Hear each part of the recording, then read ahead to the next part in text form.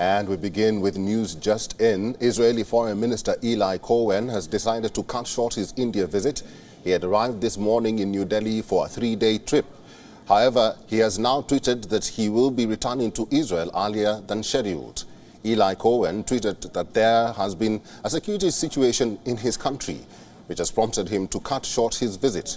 He said that he will be leaving after meeting Indian Prime Minister Narendra Modi later today.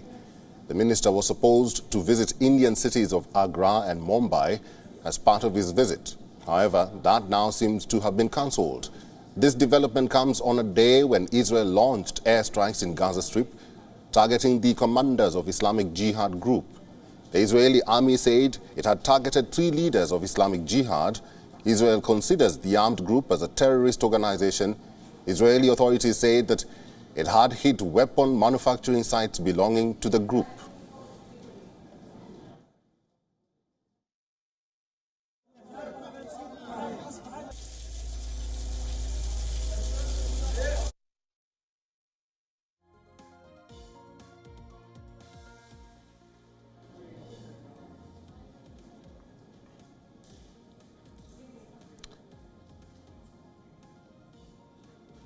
And for more on this, our principal diplomatic correspondent, Sitan Sibol, has sent us this report.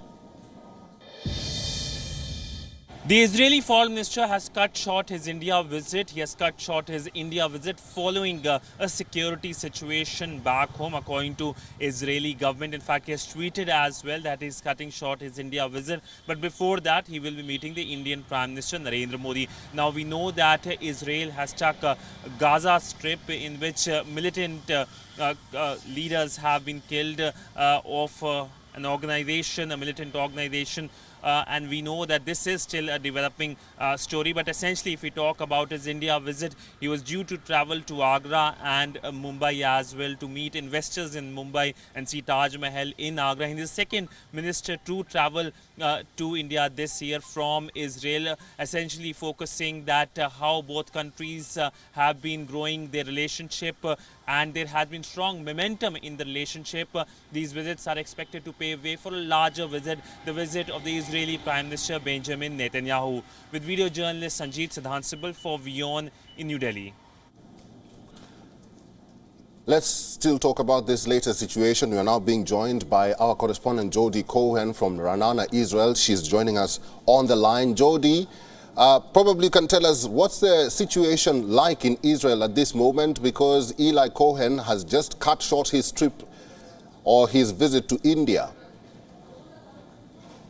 Hi, Eric. Yes, so obviously this is a developing story, but Israel is now awaiting Islamic Jihad's response. Towns near the Gaza border have been evacuated. Israel has opened public bomb shelters across the south of the country. Hospitals, we're hearing, are moving patients to fortified areas. And the IDF is expected to call up several hundred reservists on Tuesday. Meanwhile, police are saying that they have foiled an old city stabbing attack in Jerusalem.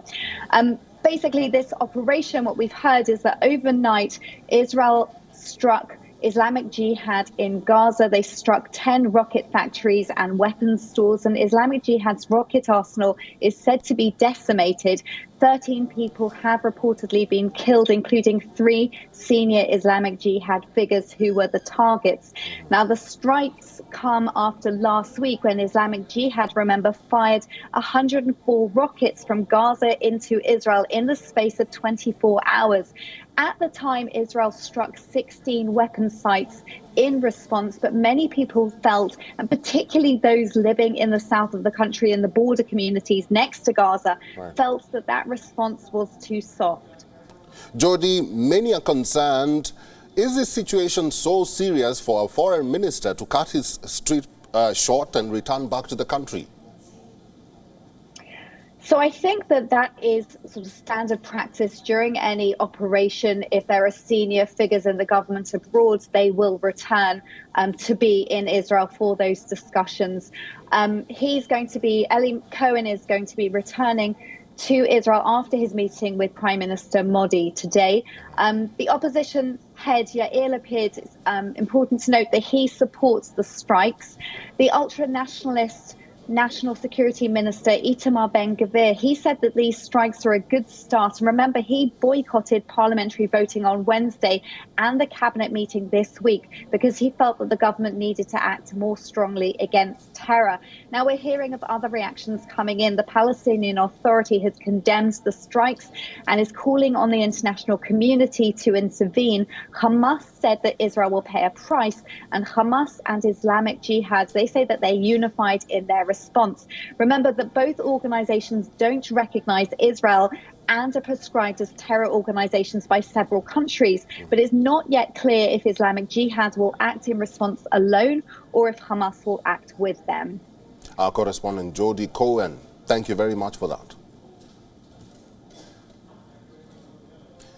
WION is now available in your country. Download the app now and get all the news on the move.